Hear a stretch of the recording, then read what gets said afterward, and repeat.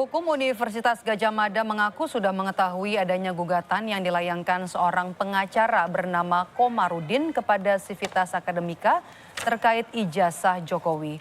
Komarudin yang berkedudukan di Makassar menggugat Rektor UGM bersama Wakil Rektor hingga pembimbing akademik Joko Widodo bernama Kasmujo. UGM mengaku siap menghadapi gugatan dan sudah menyiapkan langkah termasuk barang bukti yang akan dihadirkan di persidangan. Sidang perdana akan digelar pada 22 Mei mendatang di Pengadilan Negeri Sleman.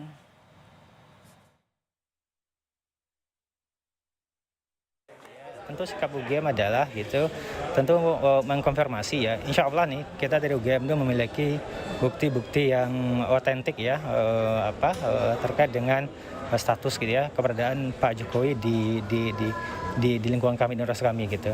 Dan seperti yang sudah juga disampaikan oleh pimpinan posisi kami sama ya, kaitan dengan data pribadi. Tentu ini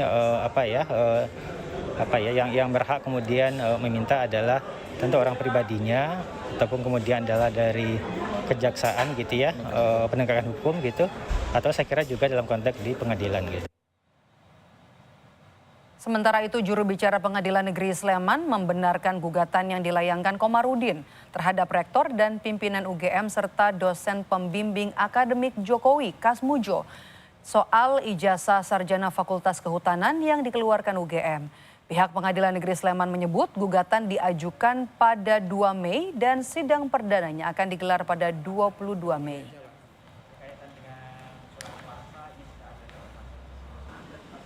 Insinyur Hak Komarudin ya, SHMM sebagai penggugat.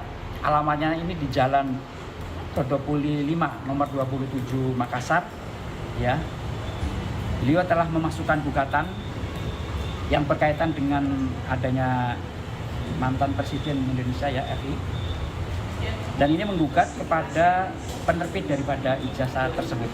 Jadi kalau besok hadir semuanya, insya Allah kita akan memediasi, mencari win-win solution.